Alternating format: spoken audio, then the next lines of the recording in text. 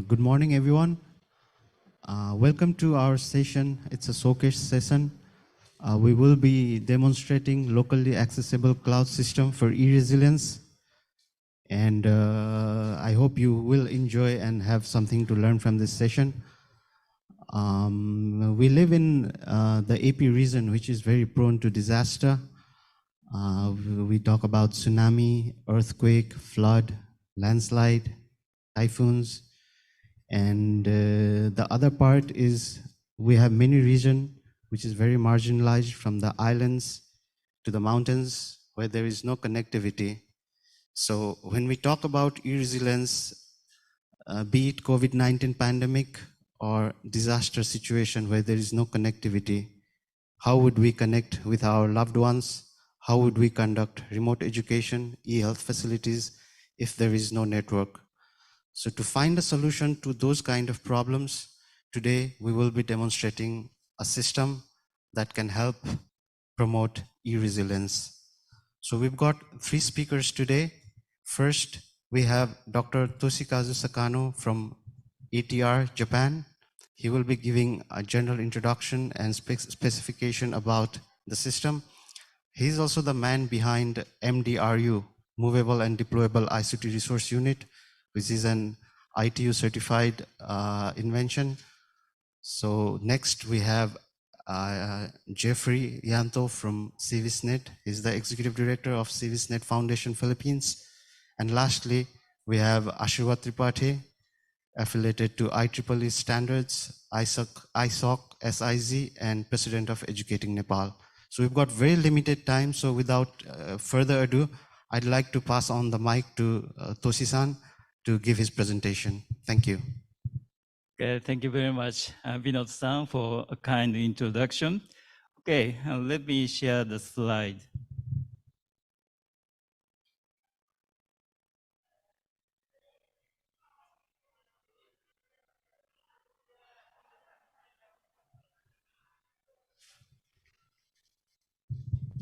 Okay, my talk today, 10 minutes talk, is on a locally accessible cloud system. We call it LACS, for disaster countermeasure. First of all, let me introduce myself and some background. My name is Toshikazu Sakano, a director of Advanced Telecommunications Research Institute International, called ATR, based in Kyoto, Japan. In 2015, I joined ATR and have worked for the business development of the company. 2018, I launched an R&D project of LACS with the support from Japanese government. Before joining ATR, I had long been working for NTT, a major telecom carrier in Japan. With NTT, I experienced R&Ds in several technical fields, such as optical fiber communication, super high definition imaging system. Based on the research at NTT, I earned PhD degree from Tohoku University, Sendai, Japan in 1998. On March 11, 2011, a giant earthquake hit wide area of East Japan. Triggered by this event, I proposed the concept of MDRU, Movable and Deployable Resource Unit, and launched an R&D project as a national project. In the whole of 2013, Philippines was suffered by a big typhoon called Haiyan or Yolanda. This disaster made me get to know a Cebu-based NPO, CViS Foundation. Actually, Jeffrey-san, I get to know him. And since then, he is a good friend of mine. Our team at NTT and CViS collaboratively launched an international project, which was signed by DOST in Philippines, MIC of Japan, and ITU in the United Nations. Under this project, NTT team and CViS brought MDRU to San Remillo, north part of Cebu, a seriously damaged area by the typhoon, to support the restorations of communication network from the disaster. Okay, a little bit long self-introduction, but let me move on to some motivation slide. This slide shows the background of emergence of communication outage. caused by large-scale disasters. Once a large-scale disaster occurs, like tsunami, earthquake, flooding, typhoon, cause serious damages to communication network, including cables, building, switch, router, and base station, transmission equipment, others. Besides, power outage focuses on forces to seize not only legacy communications services like telephone and network services, but also various services provided over the internet. So once the communication network is disrupted, you cannot use the internet. You can imagine that. So the communication outage causes serious problems in the disaster countermeasure activities and people's life. So this is the motivation I launched an LUX-based project. MDRU was mainly focused on the telephone services, and the MDRU was mainly for telecom carriers. But LUX is mainly focused on the internet-based services and focused on the people of the disaster-affected areas. So LUX concept, LUX is a portable server system which comprises of compact server, access point, battery, and peripheral devices. LUX delivers cloud service anytime, anywhere in any network environment, even in the devastated disaster situation. But the area is only limited local areas. So with this concept, I developed a prototype system comprising of small servers and access point, and I have conducted a series of feasibility studies with the support from CViS, Jefferson in Philippine areas. So this is an example of page. Once LUX, you can see LUX at this table. This one is the one. And once big earthquake occurs, you bring this box to the affected areas and switch it on, and you can use SNS-like services in local areas. That is the main concept. And people access this device using their smartphones and turn on the browser, and you can access to the LUX page. So this is an example of top page, and LUX is available as a local communication tool and popular smartphones you can use to access the LUX services, and this is it. And LUX has a software providing the basic functions for communication among people. One thing is user registration is required to use the services. And important notice, so people want the information under the disasters. So the LUX can deliver the information to people. And bulletin board is for sharing the information among people, local people. And messaging is one-to-one communication or group communication. These basic functions are included in the LUX system as a software, and you can use it by using your smartphones and by accessing this small box by way of Wi-Fi functionality.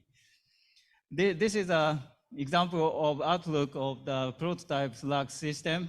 And in the LUX system, main computer, very small server, access point, and hub, and battery, that kind of thing, all things are packed and connected.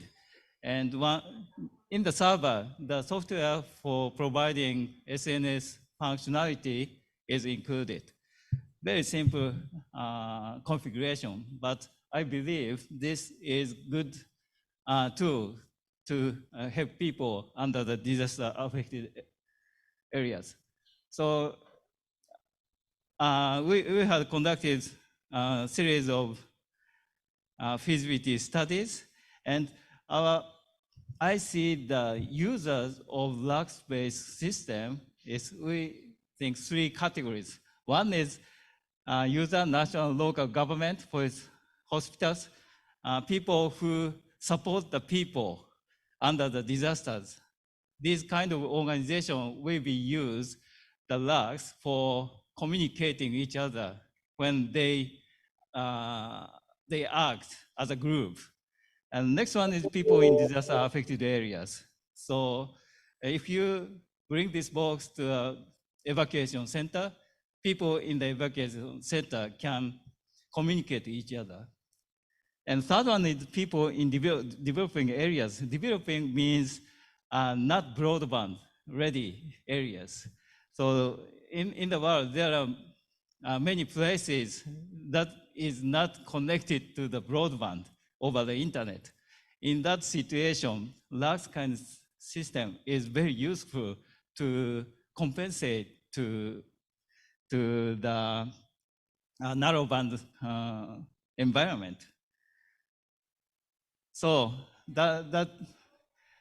so this slide is a kind of feasibility study I conducted in Japan at a residential areas with over 1,500 households, and there was a big summer festival there, and we brought the prototype LACS system and have people use the LACS, and most people evaluated our system very useful under the disasters, not only disasters, but also this kind of event. It is very interesting, people say like that.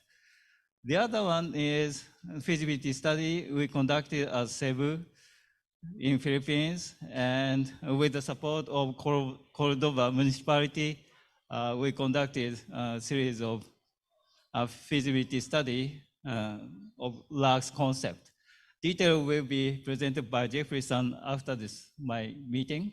And let me show a 3-minute video before ending my presentation. Okay, can I do that?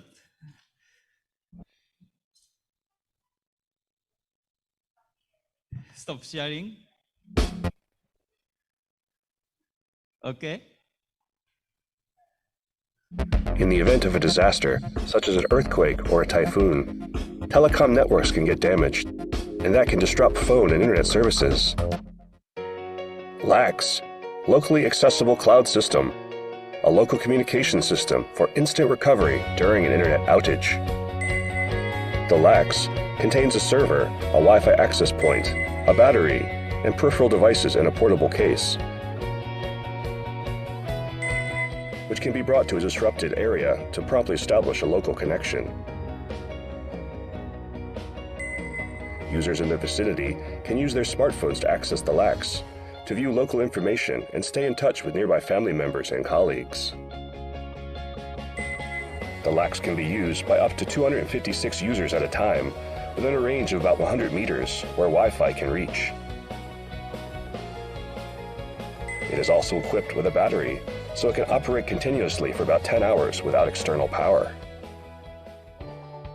In the event of a disaster, the LACS's different functions are also effective at the Disaster Response Headquarters, set up by the local government. In addition to local government officials, people from a wide variety of organizations also work at the headquarters. This includes the national government, the police, the fire department, medical institutions, and the self-defense forces. They can use the LACS's bulletin board and file sharing functions to share information about the disaster and to exchange files among people from different organizations. In addition, the sync function can automatically synchronize the contents between nearby LACSs.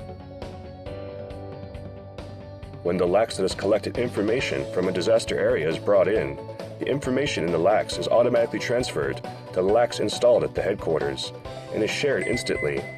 The LACS at the headquarters can also display the locations of the LACS within the area on a map. By tapping the LACS icon on the map, you can access the information shared by that LACS. LACS can also be used in developing countries where broadband is not fully developed as temporary infrastructure for local communication. ATR has also been conducting feasibility studies in the Philippines and other developing countries to expand LACS internationally. Advanced Telecommunications Research Institute International, commonly known as ATR, is a research institute located in Kansai Science City. ATR is also engaged in the research and development of ICT-based disaster response technology to help reach the United Nations Sustainable Development Goals.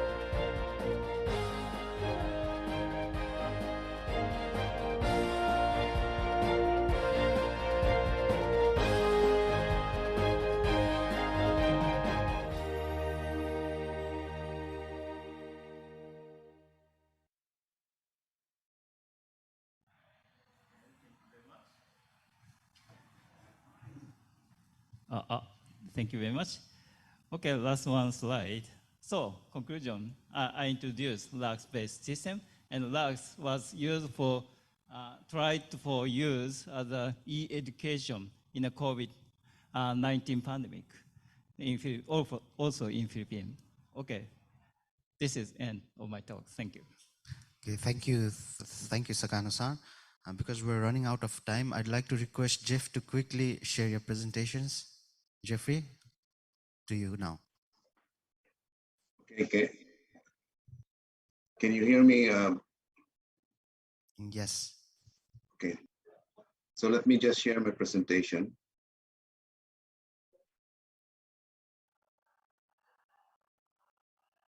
Is it okay? Binod?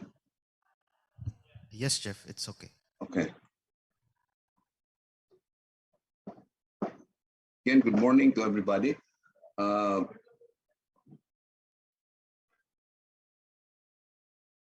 morning from Cebu, Philippines. I'm Jeffrey Llanto, the Executive Director of CViS Foundation. So I'll just go directly to the locally accessible cloud system pilot project implementation in Cebu, Philippines.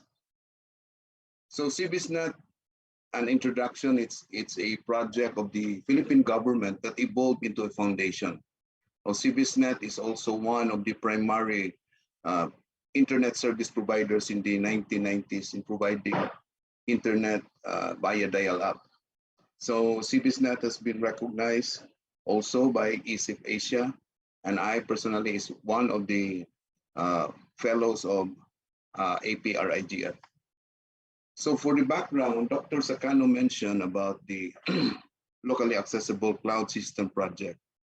So Dr. Sakano is also the father of the movable and deployable resource unit that we started way back in 2015, and it has been recognized by United Nations International Telecommunications Union.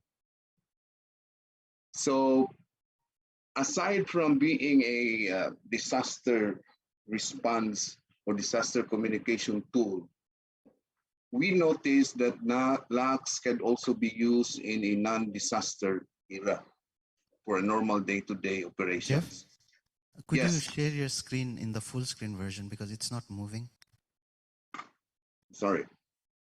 Can you see it? No. We can see it, but it's not, full screen. This one. Now we can see. Please move along. Okay. Oh, I'll just use this one. Maybe there's something. Okay. Okay, so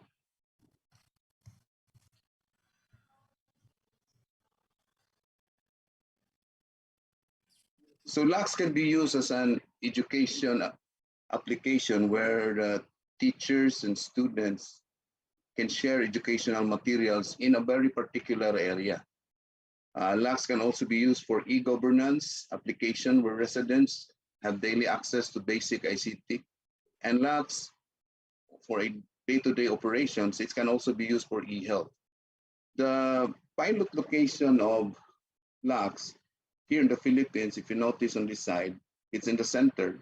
Mactan Island is where Ferdinand Magellan was killed here, and this is the pilot area, Cordoba.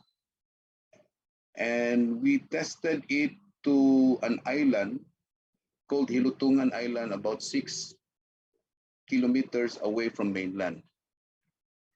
So we have 4 activities here conducted in the Philippines. It started during the pre-pandemic area at Cordoba. So basically, it's more on the disaster response and disaster communication side that we tested together with Dr. Sakano and team from ATR. So we were able to test the bulletin board service, the repositories, the file repositories, and we work it out together with students and local officials. That's the first step. And these are some of the pictures that we conducted. Here in the pictures, you notice that some of the participants are using their cell phones or smartphones to download the application coming from the LUX server. The second activity, this was conducted in 2019. Again, it's pre-pandemic. The main focus for this one, Dr. Sakano and our team decided that we should extend the use cases to include education on LUX. So LUX was demonstrated using its equipment for e-education and also for use for, again, for emergency situation. This was conducted in 2019, and some of the images that we had for the step 2. Then we have the step 3. This is already the pandemic era. It started on December 20 and ended in February 2021. This time, it's already, the new normal is on online and face-to-face activity. So we conducted several online meetings with Dr. Sakano and also a new partner with us, with SwissFlux in India, who developed the software. Then we integrated an online and offline learning management system to LUX, in which students can just stay in their houses in the island and download the applications to the LUX server. So these are the partners and the stakeholders. I will not dwell on this one. And most of our activities were conducted online, but our team were able to visit the islands and also conducted trainings in the Cordoba.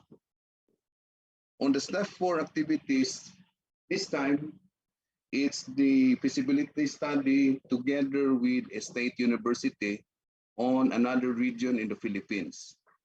So it's to find out where LUX can use its full advantage to resolving existing problems. So the experiment consists of actual drill using the emergency application and LUX bulletin board messaging, and also. So these are the activities that we conducted.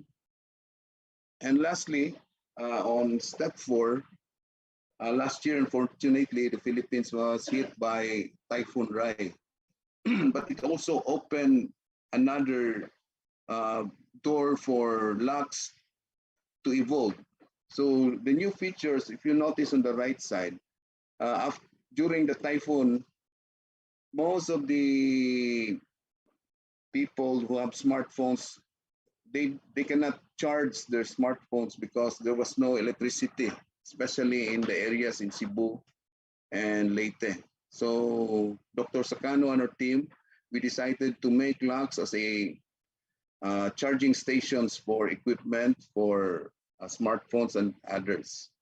And here on the left side, you also notice that the Visayas State University used the LUX system for their disaster response management. So it was used by Visayas State University.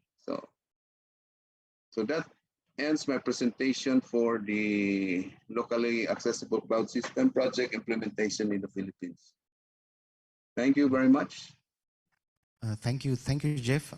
Because we're running out of time, I'd like to request Ashirwad to just a few minutes give a future perspective and daily use case scenario of LUX. Thank you. Thank you, Binod. Yeah, I won't take much of time. So I'll just talk about how this started for us in Nepal, in LDC. It's a landlocked country, Nepal. So we met Jeff in 2017 APrIGF in Bangkok, and we talked about how we can do a collaboration and this kind of project together. So we had a big earthquake in Nepal back in 2015. And we did a research after the earthquake. We used to connect internet to the villages, and we did research with Dr. Izumi Aizu, a very well-known person in this internet governance field. We did a research, and what we found was that the internet actually was not effective during the earthquake. And the main reason was that people were not used to it, especially in rural parts of the country. And you know, when the disaster comes, we act on our instincts, not on some system or like that. So that made us think that, you know, how could we make this internet effective during disasters as well? So in 2018, we successfully did a field test of MDRU in Nepal with NTT Communications and government of Nepal. And then in 2019, you know, the reason that the internet was not effective was like internet was not being used on day-to-day basis. So as a backup, LAX is needed, but what we did was we tested it for remote education in 2019. The report has been published on ITU study group report as well, ITUD study group report as well. So if, you know, if we integrate these kind of system in education, and if the community also learns from that, then when there is disaster, they can instinctively, you know, use these kind of devices. So this showcase here is for appeal to do a pilot test in Nepal as well for LAX, as well as to find out with all of you how we can, you know, as a community move forward and become resilient, especially in disaster. But again, keeping things into basic, it's very much important that we implement it through the core aspects of society, like education. Thank you, Binod. Thank you, Ashirwad. We've just got 3 minutes, so maybe we can take just a couple of questions before we wrap up. Anybody want to ask some questions?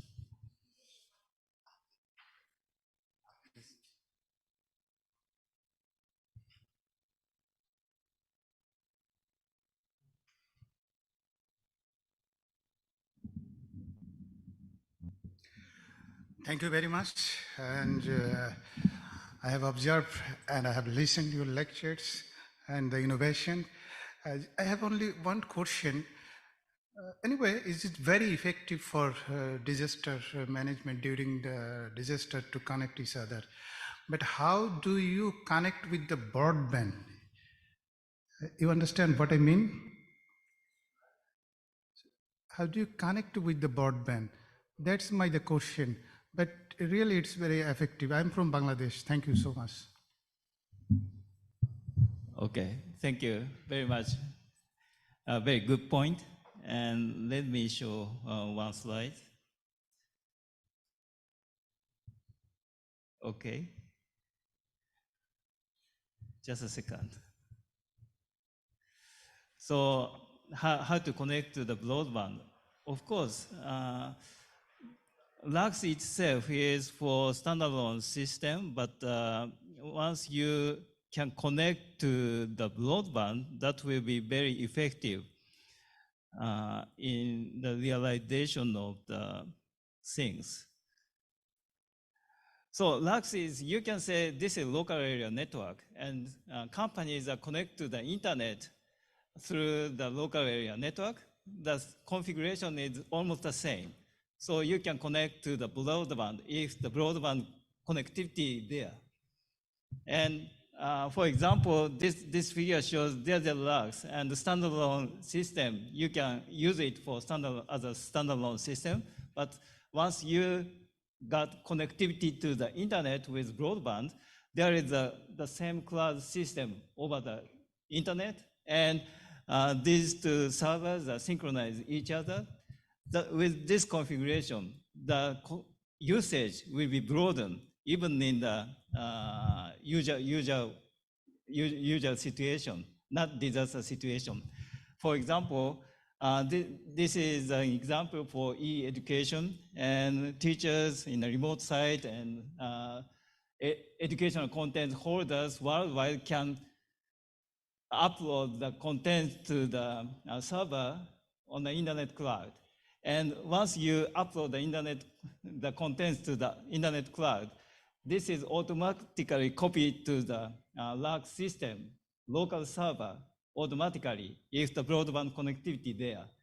And students and people can access to the educational contents by accessing local server. You don't have to pay for that. That will be the broadband connectivity related issue. Thank you. I think our time is over, so thank you very much. We cannot take more questions. If you have any questions, we could meet outside in the lobby later and get the answers. Thank you. Thank you for being a wonderful audience, the online hub members. Thank you so much. Thank you. There was a question online. Perhaps you can From Kaylee? You can contact that person afterward the session. We'll try to contact. Yep. Yes. Sure. Thank you. The next session, session 21, LEO satellite constellations by Dan York. Hi, Dan. Are you here? Greetings. I'm coming at you from Zoom. Ah, right. Yes. Okay. So if you can. Great. We can see you now. Yes, I can see myself in the room. Hello, greetings, welcome. I'm here to talk a little bit about low Earth orbit satellites. I'm joined by my colleague Raj Singh, who's online with me as well, and he'll be speaking as well. And also my colleague Adrian Wan is in the room there, and he will be coming up when we get to the time to speak about questions and answers. So greetings from the United States. I'm coming at you by the beauties of the internet and what we're doing here. So let's get into our session. Raj and I are going to talk a little bit about LEO satellite constellations, and then we'll have some time for questions and answers at the end. So, okay, here we go. So at the Internet Society, we believe that the internet is for everyone. It should be, and that we look at how do we connect the unconnected all around the world in various different places. So this year, we've spent a lot of time looking at what are these low Earth orbit satellite systems? What are these systems all about? If you've been watching on the news, you've certainly seen a lot about, especially lately, Elon Musk's SpaceX, their Starlink service, and whether it's in the Ukraine or whether it's in other different parts of the world, there's a lot of attention paid to it, but they're just one of many systems. Amazon has its Project Kuiper that will be launching later this year that will be providing the service. There's another service called OneWeb, Telesat. There's a couple of different services they'll be launching out of India, out of China, out of other parts of the world. So many different satellites, systems that people are talking about. So there's a lot of interest because traditionally satellite internet access has been from what we call geosynchronous or geo orbits, 36,000 kilometers away from the Earth.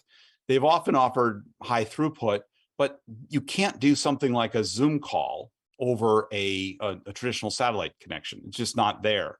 It takes, the physics work out in a way that it takes 600 milliseconds or so for a signal to get to that satellite and back.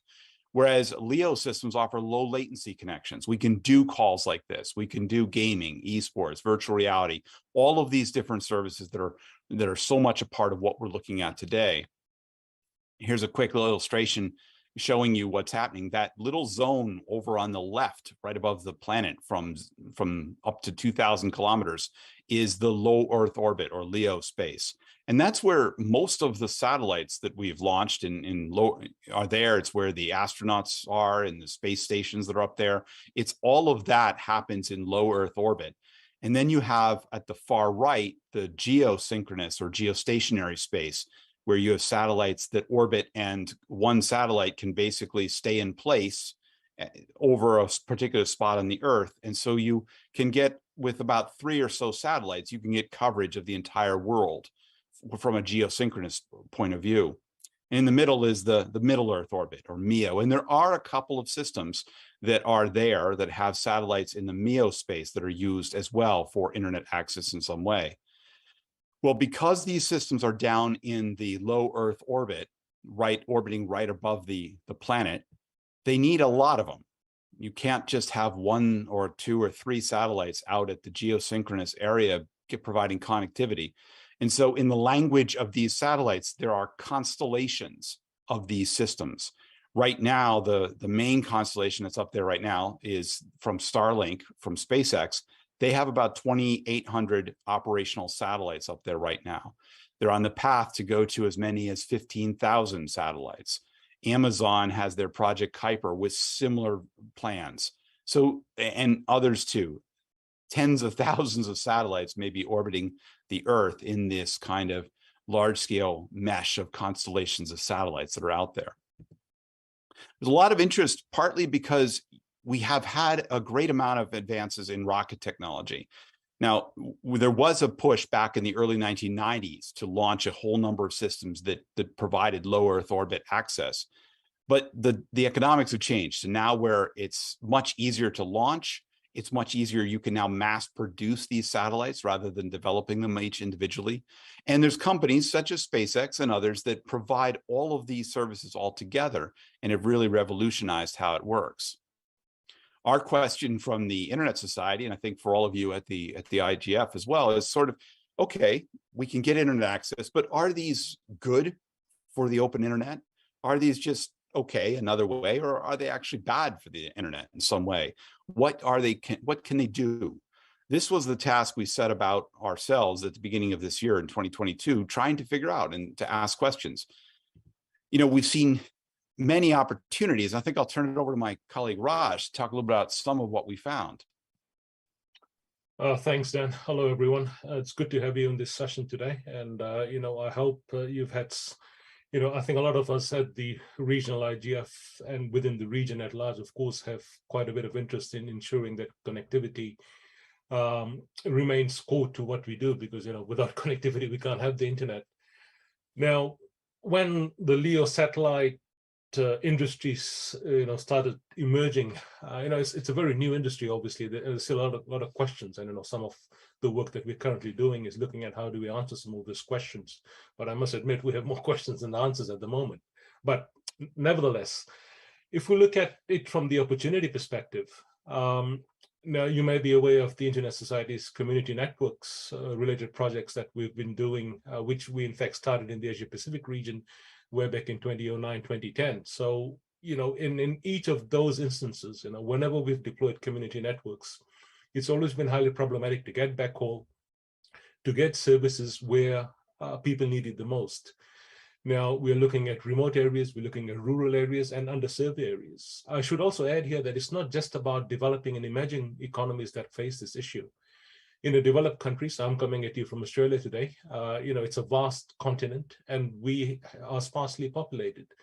And we have some very large farms, for example, and other parts of the country where connectivity is very poor.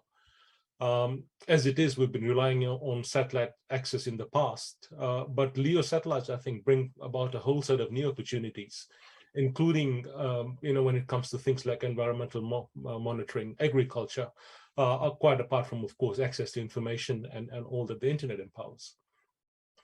Now, you know, moving on from that, you know, we have also in this region, you know, we've got small islands, we've got the tallest mountains, we've got desert, we've got forest, we've got jungle, we've got everything. And therefore, we have communities that live in these sort of areas where, you know, again, having that backhaul in place is just not possible. So again, that's another opportunity for LEOs.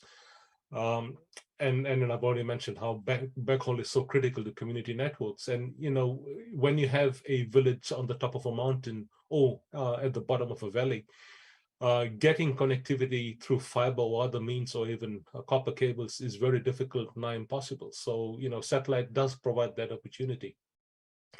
Yeah, and I live in a, oh, go ahead. Yeah, just prior to our session, this session, we had about our friends Jeff and talked about Lex and the work they've been doing in Cebu and the Philippines. And, you know, Asia Pacific is also, of course, a very, it is the world's most disaster-prone region. And again, having that connectivity availability becomes a major issue whenever we have an instance of a natural disaster. And, you know, what is needed is rapid response, right? You know, we can't wait days and weeks for connectivity to come back up. What you want is to deploy quickly. And again, you know, this provides us with a complementary, you know, be it a stopgap, an interim measure, but at least so we can get things going. Dan, you wanted to come in. Yeah, I was just going to say, I agree with you too, that it's not just developing or others. It's, you know, I live in the East Coast of the United States, but yet where I live, just 15 minutes away from me, there are people who are not able to get any kind of broadband connectivity purely for the economics of running the wires and such. And so it's a fascinating opportunity. It's there. There's also organizations I work with here in the U.S. that do a lot of disaster response for wildfires or for other things, and they have embraced already the fantastic capability they have of being able to go and basically take a pickup truck with an antenna on the back of it and be able to go and start and set up a command post that's wired back into their central facilities to coordinate what goes on. So tremendous capability. The question, of course, that we've had is, as you said, as Raj said, this industry is only just beginning. Really, there's only one major system out there, SpaceX's Starlink, that's offering a commercial service. There's others. OneWeb has a number of its satellites up there. Amazon is planning to launch later this year. 2023, 2024 are going to see the launch of probably 5, 6. There are as many as a dozen different systems that are being proposed and are in the works. So there's a lot of questions, and we have them on many stages. I think, Raj, I'll turn this one to you to talk about some of the business pieces. Yeah, so as we were looking into this work, which of course my colleague Dan is leading internally at the Internet Society, as I mentioned earlier, we had more questions than answers. But I think it's important to ask the questions, right? Because so that we go prepared into this as as the wider community on what we're embracing, what some of the opportunities are. There's no doubt there's immense opportunities. We've already touched on some of those, but there are also some challenges that I think what we've learned from past ways in which technology has evolved. It's nice to be cognizant of, okay, what is possible and what is not possible, and what some of the things that will be thrown up that we need to deal with. Now, affordability still remains an issue, I think. If you look at how the LEO industry currently is, you need to buy a ground terminal, you need to pay a subscription fee per month. And the problem still remains, of course, is that, for some of the communities that need this connectivity the most, even that, let's say, $100 a month or $110 a month, I think roughly, is what we're getting at the moment from Starlink, that still is quite expensive, right? Particularly for the areas we are looking at. The ground terminal itself. And then, of course, don't forget that that equipment also needs electricity to run it, right? So the other problem we have in this region, as well in other parts of the developing world, is that we don't have reliable power supplies. So now how do you deal with that as well? So that all adds up to the affordability issue. Then, of course, there's capacity issues. Already we're seeing some reports from the current commercial providers, users who are on those systems, that there is some congestion starting to happen in some of those areas. Yeah, it may be because the satellite got knocked out, or maybe some other transit or routing issues. But the fact remains, as more users come online, the satellite providers themselves need to ensure that there's enough capacity in the system to meet what users' expectations are. Now, notice I didn't say users' needs are, I said what users' expectations are, because that, that very quickly needs change into expectations. And then, things go downhill when things are not as they were expected. Competition is interesting. Dan mentioned a few potential players who are launching or in the process of launching or doing pilots at the moment. But, with competition also comes consolidation, somewhat later, but it does end up there. And, one of the other questions that arise, as we're seeing in other parts of the internet ecosystem, is, what happens? Competition is great, but then at some stage, these companies cannot sustain themselves and they get taken over by a bigger player or some other player. And then consolidation comes our way. So what does that mean for the future then? Will we suddenly have 1, 2, or 3 companies that will control all LEO satellite orbit slots and connectivity around the world? I'm not so sure that's the sort of outcome we want.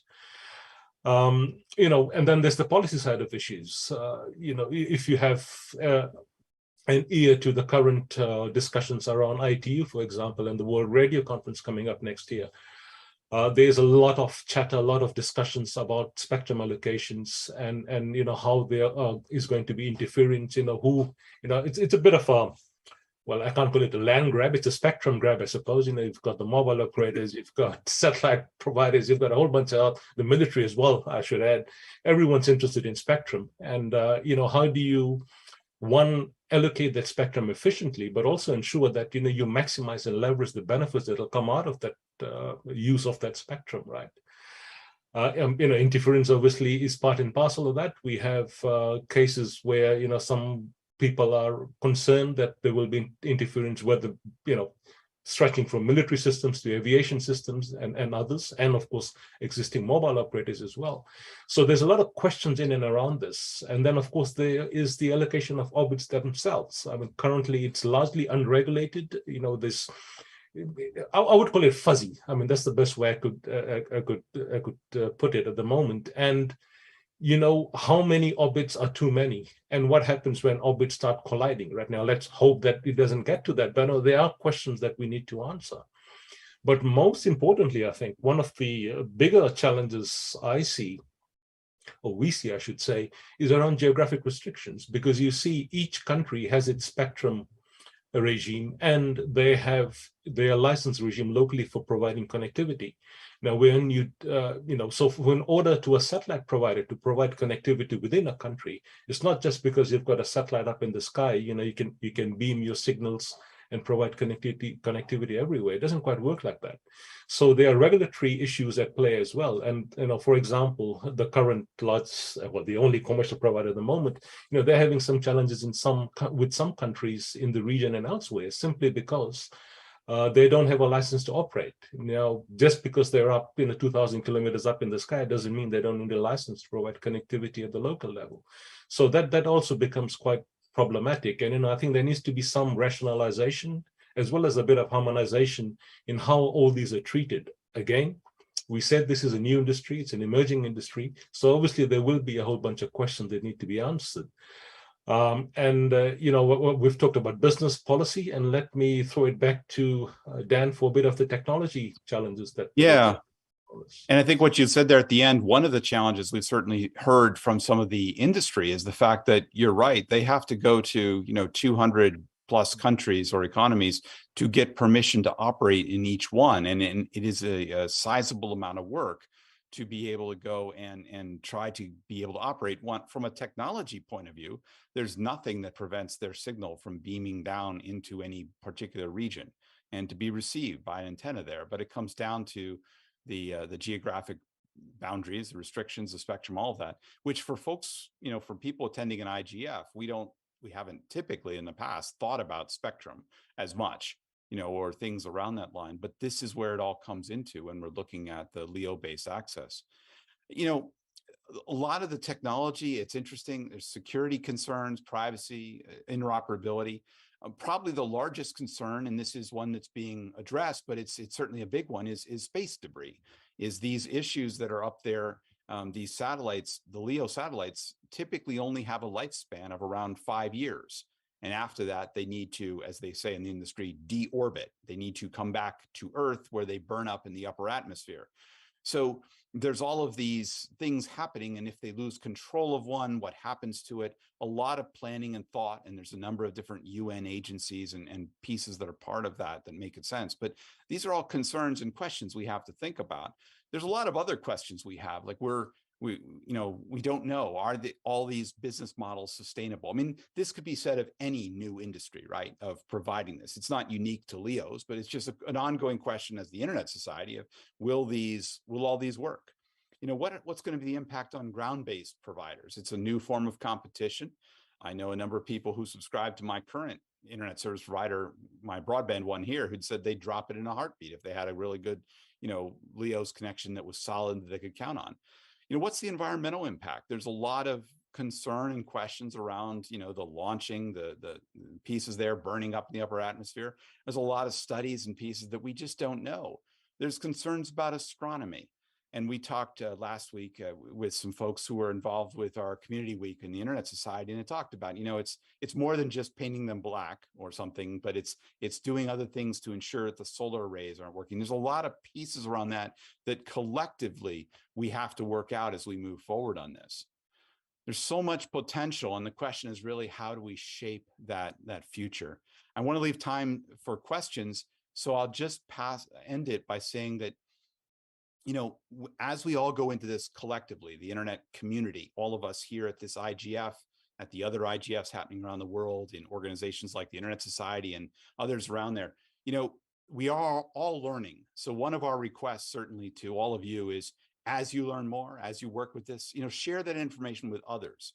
If you've learned a bit out of this or thought about some new questions, share that with other people, help inform it, because we collectively, if we're going to provide internet governance that includes LEO-based, systems, we need to have a knowledge and a base level of understanding there, and we need to help people in there. If you're able to deploy pilot programs, if you're in your country or your region, is able to go and do some pilot programs, I think it's great. Everybody should figure out how to get that access, and then share your experience, please. Let people know how it worked for you, how it didn't work, what's there. Help collectively to answer all of these questions. We at the Internet Society have a document in development that provides our perspectives on these systems. We've developed it with input from our organization members, from our chapters, from others all around the world into this. We anticipate publishing that by the end of this month, and there's a URL up here where you can go and find that. But with that, I think I would like to turn, I see my colleague Adrian has come up on stage, and so we would gladly open it up to any questions that people have. Thank you, Dan. Does anyone want to ask any question to Dan or Raj about LEOs? And not just questions, if we have feedback as well on what your thoughts are on this, I think that's also quite welcome. Is there anything you don't understand? You didn't understand about the technology, the implications? Yeah, we have one. Oh, you can do that, yeah.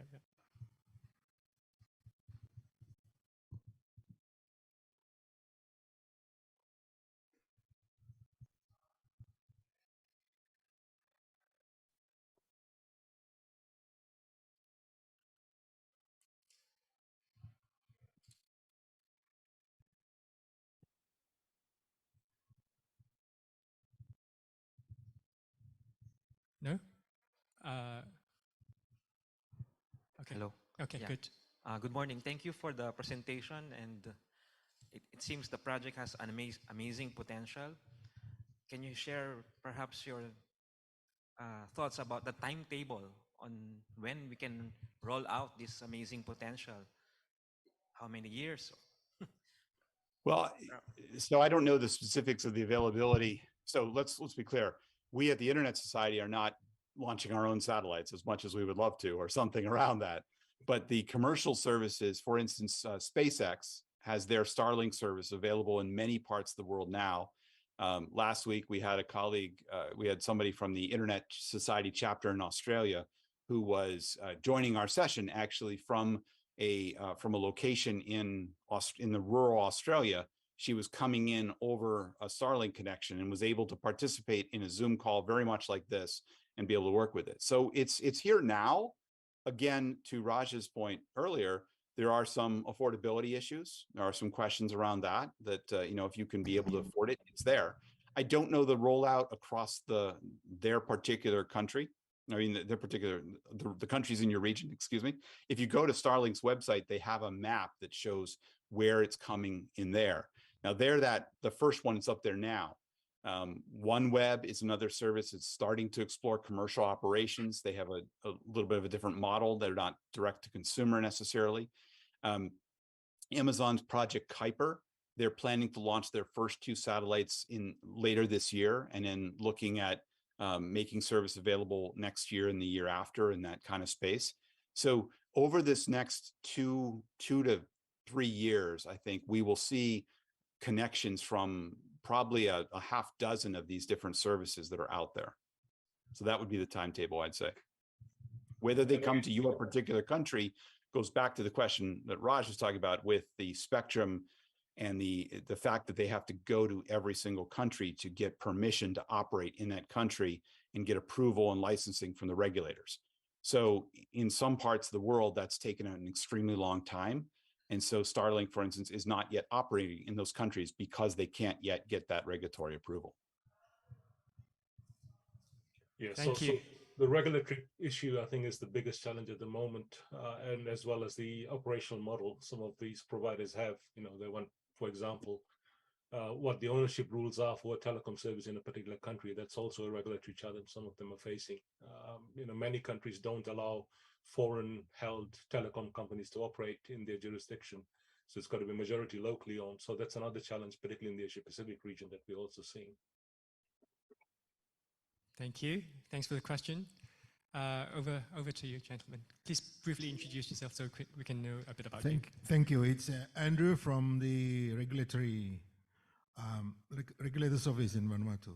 I think Raj just sort of touched base on what I was going to ask. But thank you, Dan and Raj, for sort of presenting this to us today. So the question was on regulatory. I'm not sure whether there are any countries who have had this experience already that you might know of, because for us in Vanuatu, we are still struggling at the Regulators Office to look at the regulating these opportunities, especially when they come in for the domestic market as a retailer, not wholesaler option. So, and it's interesting how these things are happening, because eventually you will have a cell phone that can be used across the globe on the satellites. And how do we regulate this? So these are the things that I think needs more discussion probably at the Internet Society. Thank you. So I can give you examples of what currently happening. So in Australia, for example, they can provide services in designated areas. So as per what we've seen from the current license conditions, they can't provide services, or they're not providing services in built-up urban areas. So anything outside that, and there's a particular map. If you go to this to the website with SpaceX and Starlink, there you can see where they do provide in Australia. And it's not the whole continent at the moment. They're still working on that. And New Zealand, I believe, is another country where they are able to provide services, again, as a retail provider. My understanding is that there are a couple of Southeast Asian countries they're currently working with to provide services, but it'll be through a local entity or a local company, and where they're just providing either backhaul or as a wholesaler to those companies locally. So there's no one model that we're seeing. And I think it's also because the regulatory landscape is not harmonized across the region, right? Each country makes its own decisions on what it wants to do and how it wants to do it. So, and I think it's very important. And thanks, Andrew, for the question. And coming from a regulator, it's even more pertinent that, because obviously if the regulator is thinking this, then the rest of us should be thinking about this as well. Dan, maybe you've got some thoughts from other parts of the world. Yeah, I was going to say, this is the challenge is there isn't a harmonized, as you said, a harmonized regime. So every country is doing it, looking at what their own, restrictions, what they want to do and what's in there. I think we will also see different business models, because, we are seeing, Starlink is direct to consumer right now, primarily. They have some other options, but they're primarily in that model. Some of the other ones who are coming on are looking to be more of the wholesale model, providing backhaul to existing providers in different spaces. So I think each one of those is going to provide a different kind of regulatory requirements, and it will be a very interesting challenging space for you as a regulator, I think, to look at how does this work, what makes the most sense. I'll mention the point you said, satellite phones, to the point when if we get there, we're already seeing a lot of interest in that. We're seeing it even with more recent announcements around emergency messaging, but we'll see more. That certainly, I think, for many of the phone providers and others, sort of the end game, is how do we get there to where I could take my Android or iPhone or whatever and be able to have connectivity wherever. When we get there, that definitely does create a whole new layer of regulatory and just general concern. We're not there yet, and I think we're a good number of years away from that, but it is certainly something that we need to be thinking about on the distant horizon. I know we're running low on time. I don't know if we have time for one more or. Yeah, please. Hi, it's Chen from Taiwan, and I want to ask about, because from the information you just provide, it seems there will be a lot of satellite to be sent up to the space, and when the number of the satellite is coming up, and it will most be some issues when they crashed or they're broken. So what will be this issue will be resolved, like, because who government the space, that it seems like who can determine the problems or to fix it, that how will be possible? Yeah, there's a there's a huge amount of work around this happening within the UN in particular. There's a group, there's an organization entity there that's focused around this. There's also work within the ITU, within some of the different pieces that are here. A lot of this happens, and it's also happening at a national level. I'll speak here in the United States. The way it works is that if you're launching a LEO constellation, you need to first get approvals and orbits from the regulator in your nation, in where you originate. That's the first place you need to get that. You need to get the permission to launch and to put your satellites into certain shells, as they call them, certain orbits and pieces like that. So here in the United States, entities like SpaceX and Amazon have to go to the United States Federal Communication Commission, FCC, and they are the ones who regulate that and do that. They have just made a declaration that they will be basically later, they'll be doing some rulemaking that will say that all satellite companies must have, if their satellites have been dead, they must have a plan to get rid of them, to remove them within 5 years of them going dead. And they're putting that in as a requirement for operation. So you must have a plan that you will do that. When we've spoken to the companies, they are planning on that. They're looking at how do they go and deorbit, how do they go and remove these from orbit as quickly as they can. I think everybody recognizes that space debris is a great challenge, because those dead satellites could wind up hitting other satellites and creating other kinds of challenges that are there. So there's a lot of effort around that happening at the UN, at the national level, at the industry level, and it is definitely a concern that I think people are looking at and taking extremely seriously. I think with that, we're at the end of our time, so I'd just like to thank you all. I'd like to thank my colleague Adrian, who's in the room, and Raj, who joined us from Australia. And thank you all for the work that you're doing there at APrIGF. No, thanks very much, everyone. Cheers.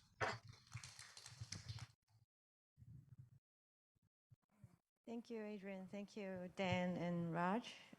Next, we'll have the crew team for the last showcase session.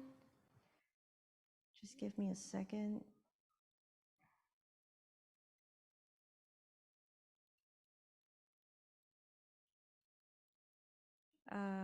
Niyati, are you here? Hi, Christine. Can you hear me? Yes. Hi. Just give me one more second.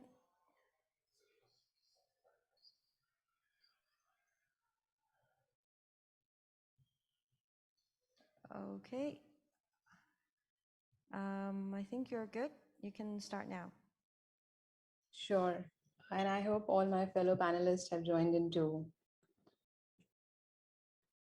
Great. Yes, Niyati, go ahead. Thank you. Thank you very much.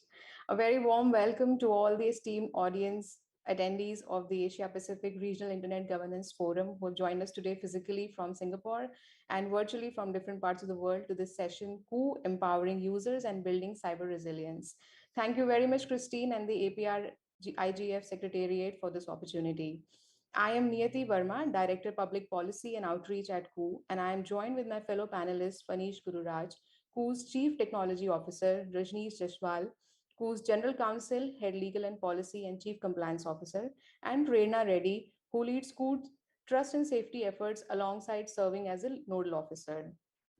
Internet, as we all know, has inevitably become an indispensable part of our lives, and social media has become an important medium for expressing our thoughts and opinions. While global social media platforms have largely connected English-speaking audience world over, it is very interesting to note that a vast majority of the world population speaks more than one language. I'm sure the audience here in the room and all of us virtually also speak, multiple languages. India, in fact, has more than 22 official languages. In its fundamental role, language is a means of communication. However, language brings with itself an intangible cultural heritage and values. And in an absence of a multilingual social media, The ability to express one's thoughts and opinions remains centered around a very few. To foster this inclusion and break the language barrier, KU, India's own multilingual microblogging platform, was launched in March 2020 with an objective to democratize voices of India. We are the only thoughts and opinion platform from India giving Indians an ability to express themselves in their own language and connect with one another with similar thoughts. We are a strongly growing community of 45 million plus users. The platform is actively leveraged by 7,000 plus people of eminence across politics, sports, media, entertainment, spirituality, and art and culture. As a director of public policy in my role at KU, I strengthen inclusion on the platform to bring the next billion internet users from semi urban and rural areas, remove the bias against non English speaking audiences, and create a safe and secure place where people can express themselves freely in their native language. I do this in collaboration with our user communities and various stakeholders from all walks of life.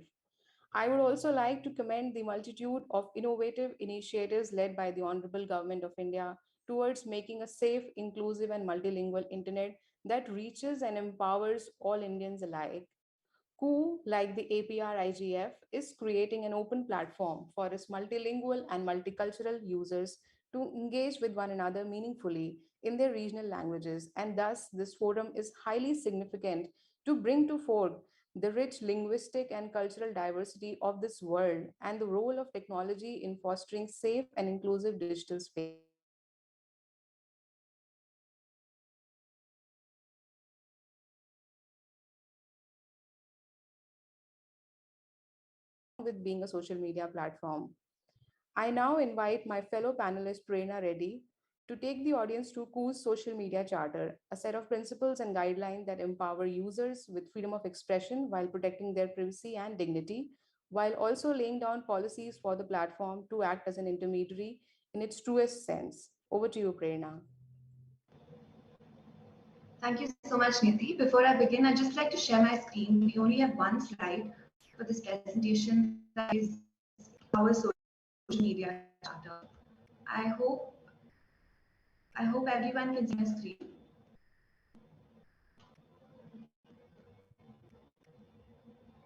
Yes, Prerana. We do. Great. Thank you, Niti. Namaste. It's a pleasure being here. I'll be taking the next 4 to 5 minutes to explain what Niyati referred to as KU's Charter for Model Social Media Intermediary. At KU, we're in a unique position wherein we're providing a platform for our users, many of whom are first-time internet users, to voice their thoughts and opinions on a public platform and in their regional languages. Now, recognizing the challenges and responsibilities that come with being a social media intermediary, we sat down and thought about what those fundamental principles are that we will always come back to as we build policies for our platform.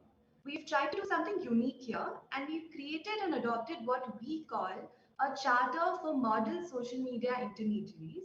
The idea behind this charter is to have 5 fundamental principles on which KU believes an ideal social media platform should be built. Our charter is published on our website and is available for all our users to see and, of course, hold us accountable. And to the best of our knowledge, I don't think any other social media platform in the world, at least the major ones, have done anything like this. Our charter has 5 articles, which are basically the 5 fundamental principles that we have identified. The first article talks about communities and content. Now, as a significant social media entity, KU's aim is to enable the creation of smaller communities based on regional languages and local themes, to enable creators and users to engage in meaningful and enriching conversations which matter in everyday life. In other words, KU aims to help its users create their own mini worlds. A little example to elaborate a little bit on this is, say there is a Hindi-speaking homemaker in a rural part of India with a passion for cooking, and she would like to share and trade these recipes and have conversations with other similarly situated women. KU's model is to enable such women to meet, connect, and create a small community amongst themselves to regularly share recipes and have conversations. And similarly, we also aim to help other users create their own little communities, given their own languages, given their own interests. And that's sort of what we hope to do with our communities and content. The second article talks about recognizing eminence in communities. Now, as we're all aware, even in real life, communities thrive by emulating the behavior of people that they consider renowned. This could be celebrities, actors, sportspersons, or politicians. Now, recognizing the value of these leading personalities in a society, who grants an eminence status to such people on our platform. And this recognition or eminence is granted based on the impact or stature or achievements or abilities or professional status of users, and it's awarded based on a transparent predefined criteria which is also available on the website. The idea here is that users are able to find such personalities and follow them and just understand what these personalities are doing. Now, what we are trying to do differently here from what most other social medias are probably doing is that while defining our qualifying criteria, we keep in mind regional ethos. What this means is that we don't just recognize personalities of global or national significance, we even recognize, say, the elected head of a village. The idea is that for the people of that village, this leader is eminent and what he or she says is important. In we grant a yellow tick against the profiles of such users to distinguish them from other users. The third article or the third principle we will follow is authenticity and identity. Now, we're all aware that on the internet, anonymity creates unwanted challenges like cyberbullying, misinformation, or disinformation. Who is an open platform, and we will always aim to empower our users to build authentic digital identities and create a responsible user base. The fourth fundamental principle, and what I would possibly think is the most fundamental principle, is neutrality. As a social media company, as a social media intermediary, we act only as an intermediary. We will never publish or editorialize user content. Users will always be enabled to freely express themselves in their own languages and within the framework of Apple law. And that brings me to our final fundamental principle, which is policy enforcement. Now, content on social media platforms is largely a reflection of society itself. And sometimes these views and content can be polarizing. Now, as a neutral social media intermediary who will never impose its own restrictions on user generated content, any content will be in accordance with applicable law. Along with this, any content moderation will be in accordance with applicable law. Now, along with this, what we also do is that we will always ensure that there are adequate reporting mechanisms for our users to report and for us to deal with content that may not be in compliance with applicable law. Additionally, any user whose content has been taken down or removed for violating any of whose policies will always be given the opportunity to appeal such action. In my role in the organization, I look at implementing this charter in our internal policies and act as a custodian of this charter, so we're able to balance interests. That's all from me, but my next two panelists will go a little bit into how we've adopted this charter, but from this charter, it gives us the basic principles. But what are we doing in order to sort of meet the goals that we set with this charter? That's all from me, but thank you, and on to you, Niyati. Thank you very much, Prerana. That was very enriching and a great insight into our platform.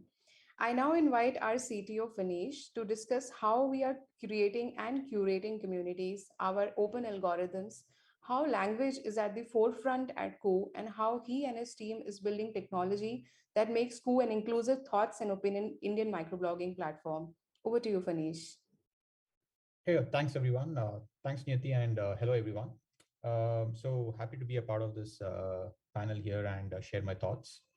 KU, when it first started, right, the idea was just to give a sense of the new users from different languages who are coming, to give them a simple experience to ensure that they're able to share their thoughts and opinion. It all started off with a very simple and a very humble thought. Now, as we grew larger, we were able to attract large users.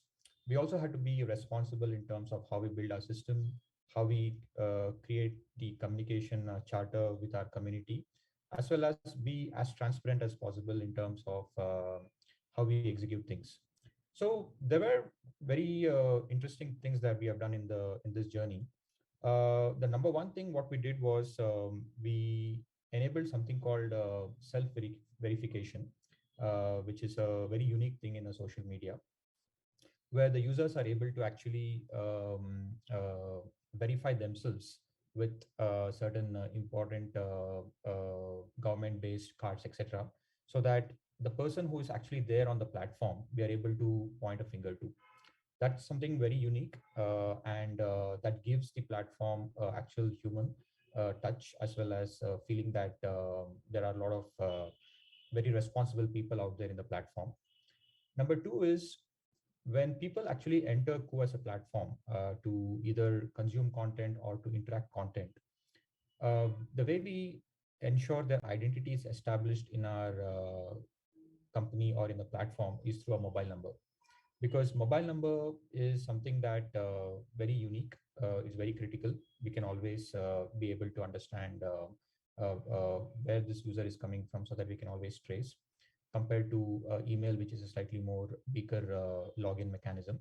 So this has given us a very good advantage in terms of ensuring the users at the very beginning itself, right? We are able to filter a lot of the unwanted users we don't want. Third is in terms of the way in which we curate, moderate content, etc. Right? What we have is we had to build and leverage a lot of open source algorithms, machine learning, NLP, etc., to understand how we are able to classify languages based on certain criteria. For example, a person in India, right, can talk in more than 20 languages, but how do we ensure what that person is talking about in terms of some kind of a label? So for example, if someone is interested in cricket, but he's speaking in Bangla and someone else is speaking about cricket in some other language, how are we able to connect that? So that's where the machine learning algorithms come into picture. And what we have done is these algorithms we have open sourced it in terms of our playbook, in terms of how these what's our algorithm, how do we use these algorithms, and also what kind of signals we actually capture while developing these algorithms. In fact, we are closely collaborating with a lot of open source NLP practitioners within India. AI for Bharat is one such. You can check out in their website. So we collaborate with them to build newer models, and we use the same model for our use case as well. So anyone can go use that model, see what the input output is, and verify as well. One very critical piece that is important when anyone comes onto a platform like Ku, right? We actually don't bombard them with some feed, which is some kind of a recommended content first time when they enter Ku. We don't show any particular feed at all. We actually rely on users' interests, what they actually are looking for. We tell them, okay, are you interested in sports, politics, news? Are you interested in art? Whatever we are classified into different categories. And once they actually select those topics or categories, then we actually go one more step deeper to tell that from these categories, these are the people whom you can follow, right? And only once they start following both interests as well as people is when they actually see the content, right? So we have taken a very conscious decision here not to show content which the user does not like. We in fact go out of our way to ensure that we always curate the best content possible for the user based on his or her interests. That's very different compared to a lot of the social media platform. We have not only done that, we have gone one more step deeper, where we are giving the opportunity for the users to block certain types of content which they don't want to hear about, so that when our algorithms run and we curate the next level of content, the users know that, okay, I don't want this, I don't want to hear about it. So that becomes the way to do. And the last thing I want to touch upon is in any social media platforms, right, there is a lot of information about what is trending, right? Because trending is something that we keep hearing from the real news that is happening in and around us. So what part we have to curate, what part we have to show to the users is purely dependent on algorithms again, which is again open. So these are some measures we have taken consciously to ensure it's a very safe and very open environment. And we'll keep improving because that's how we have to build our system and build the trust among our community. And that journey has been very great so far. Thank you very much, Manish. I now invite Mr. Rajneesh Jaswal, who's General Counsel, Head Legal and Policy, and Chief Compliance Officer, to talk about our compliance and policy enforcement efforts that creates authentic digital identities and makes the platform safe and secure. Over to you, Rajneesh. Super. Thank you, Niyati, and hello, everyone. It's a pleasure to be speaking to folks in Asia and across the globe and showcasing our platform. Fanish, Prerana, and Niyati have already spoken about a few aspects of the platform and how KU is emerging as a multilingual regional language platform that is changing how social media works. We believe that a social media platform which is local, rooted in local laws, local customs, and local requirements is far more resilient than a platform which is global in nature, works on generalities. And platforms like ours are the future. We are the future when it comes to people, to user engagement, to helping folks connect with each other in their thoughts and opinions. KU positions itself as a thoughts and opinions platform, and we are not an entertainment platform. And a lot of our platform moderation policies reflect our thoughts and opinion stance. Localization is visible in almost all aspects of our platform. And of course, it is underpinned in the 5 principles that Prerana earlier spoke about. Some of the things that we do from a content moderation perspective really are understanding local languages, understanding the local customs, and understanding how local languages are used. Something which may or may not be something which may be palatable to Western audiences English may not be palatable to a local audience in, let's say, a Bangla or a Hindi or an English or a Kannada. We take a lot of effort in our content moderation policies and try to make sure we understand the local context. One of the most fundamental principles that we follow as well is compliance with local law. We are a local organization. We cater to local communities in their local languages, and hence any content moderation will always be a reflection of local law and reality.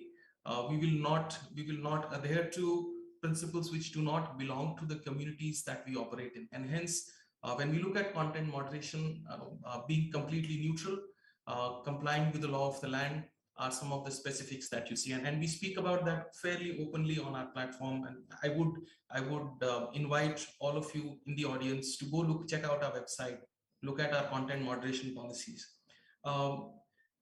We spoke about digital identities, and I think authentic digital identities are an important part of how KU operates. OTP for the world, as Fanish mentioned, clearly delineates bot accounts from other accounts. We've gone ahead and provided a very unique system of voluntary verification. It's a voluntary process where a user can verify themselves as a person who's on the internet, who's saying something that they want to say and wants to connect with like-minded people. Of course, users have the choice of being anonymous, but the focus is building a platform which is resilient because it is based on folks who are identified or identifiable and certainly not anything else. Lastly, the only thing I wanted to mention was one of the fundamental principles we want to follow, which plugs into our theme of neutrality, is that we want to operate as an intermediary. Prerana earlier mentioned, we will never label anyone. We will never tell anybody, you should do this or you should not do this. Our fundamental guiding principle is, this is a certain act or an action. Is it legal or illegal in terms of local law? We will never tell anyone, you should do XYZ or not do XYZ. And I think that's the fundamental underpinning of our platform across all the tech, across all the product, across all the compliance and moderation policies. That's all I had to say. I believe we are running short of time. We're happy to take questions. Thank you. Thank you very much, Rajneesh. That brings us to the end of session from our end, and we look forward to hearing questions from the audiences. Hi, can you hear me? Yes, we can. Hi, I'm Gaia.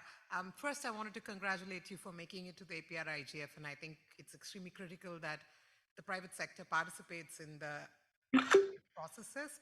And I hope this is a start and that we'll see more of you in the coming years. I sort of had a specific question, and perhaps to the General Counsel, but also to the rest of you. We'd like to hear a little bit more about your human rights due diligence processes, especially given that you work in a challenging context where hate speech is quite prevalent and among a multitude of other challenges. So could you talk to us about what kind of human rights due diligence you follow, what kind of human rights policies you've been able to put in place, but more importantly, what is the support you need from civil society? How can we help you improve the human rights compliance? Super, and I'll take that question. Very interesting question, though I would say human rights is a very broad term. A small company like us dare not be the protector of human rights, but we try to do things in our own way. As we said earlier, one of our fundamental principles is complying with local law.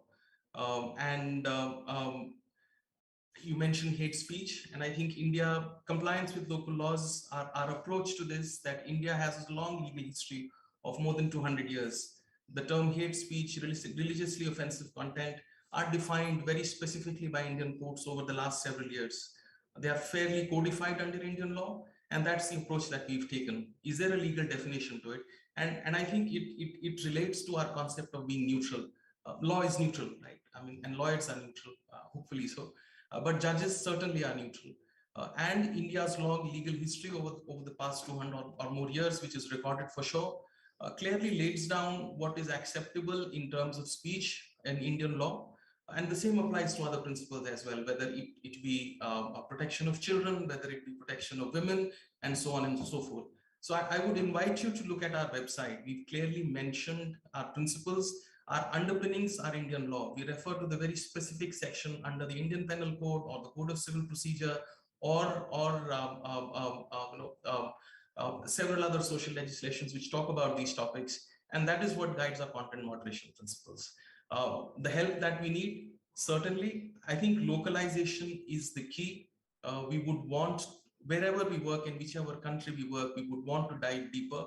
And I would urge civil society to look at social media in the local social context as well, making sure that when a social media intermediary acts, it acts in compliance with law, and it acts in terms of the legal definitions which are available in that particular country.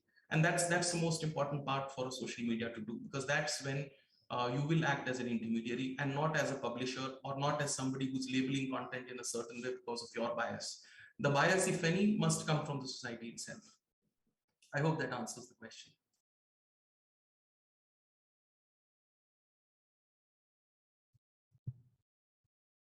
Hi, thanks for the presentation. My question was about one of the algorithmic kind of behavior that you explained. So if you say that your platform curates content that users like, that users prefer and users like, doesn't that aggravate the filter bubble, which is one of the kind of most insidious kinds of platform design principles that has aggravated the problem of hate speech? So if the algorithm only curates what users prefer to see, how do you think that works with the kind of hate speech prevalent in India? And my second question is, on the one hand, you do enforce content moderation policies, and on the other hand, you think of yourself as an intermediary that kind of is neutral. However, there is some aspect of interpretation of laws, of application of laws, and so on. That's not a straightforward process, right? So how do you reconcile, on the one hand, your idea of yourself as a neutral intermediary, and on the other hand, making subjective judgments? So where does do you have a free speech policy, for example? Thanks. Manish, would you like to take the question on the algorithm, and I can take the second part later? Sure. So got your point. So see, what happens is when, let's say there's a content, right, which has certain elements of hate speech, which we have not understood at that point of time. And people started sharing that, or people started reacting on it. What happens from an algorithm perspective or from a technology perspective is we immediately have certain keywords or certain bag of words, we can call that, which possibly can classify that this particular content has certain information which might not be the right thing to show. What we do at that point of time is we have our manual moderation as well, where this particular content is flagged off as, okay, let's have a look at this. And there are certain important codified things, like for example, something related to bad content, pornography, etc., right, which immediately gets flagged off through our algorithms. So it kind of totally ensures that that content does not get its what do you call reach. And even for the people who are trying to game the system, where they're trying to like these particular things, when the content is already classified under any of these defined things which are good or bad, it does not have any effect in terms of how it propagates in our system going forward, because that content is pulled down by the help of certain rules that we follow, what Rajneesh was mentioning. Now, for people who are trying to put some content which is, let's say, objectionable, we also know what are those people from where they're trying to do, and we have some information which helps in working with the law enforcement, etc., as needed, so that any information that needs to be stemmed at the very beginning can be acted upon. So these are some ways in which we tackle, but at the end of the day, we know from our legal framework what are those content, what kind of things that we need to look out for in the content, and that particular information is developed or put it in an algorithm for us to kind of filter it forward. That's how we are tackling that. Yep. Thanks, Manish. Just quickly taking the second part of the question on neutral, being a neutral intermediary and then enforcing content moderation. I think it's always going to be a balancing act. It's not just us. I think everyone else struggles on content moderation, and it's going to be a process of learning. What we've done, and I think we've done fairly well, and I would again request you to have a look at our website on how, and these principles are fairly clearly spelled out on our website on how we moderate content.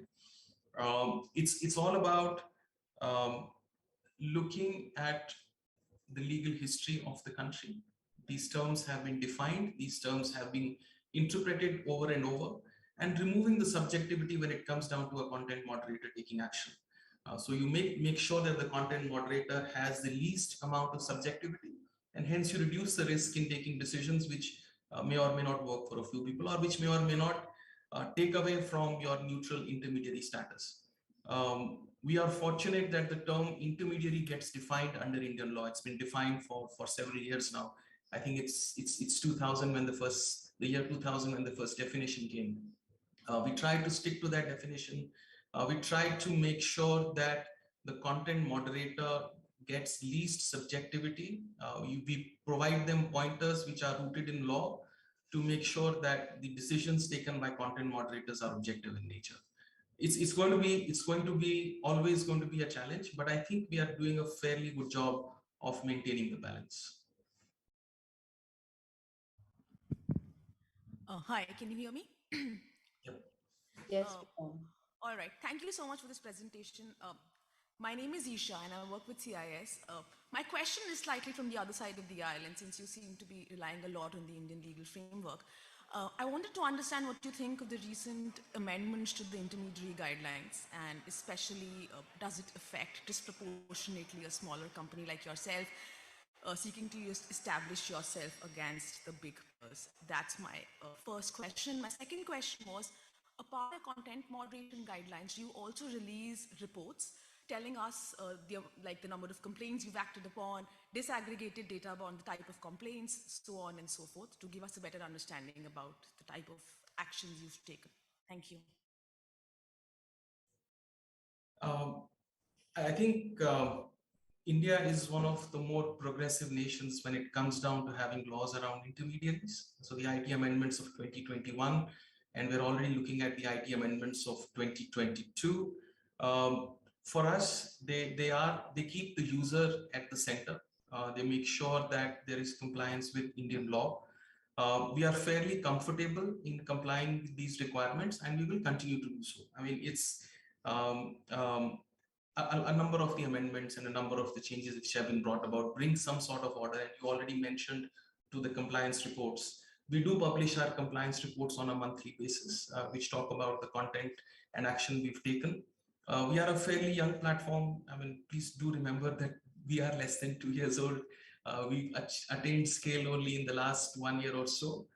So our reports for now, and deliberately so, talk about data in a very not in the form that is required. I think going forward in a couple of months, you will be able to see transparency reports coming from our platform, which will talk about a much deeper context. So, but currently, as required by law, our monthly reports are available on our website. They are publicly open, and anybody can download them. All right, thank you. Thank you.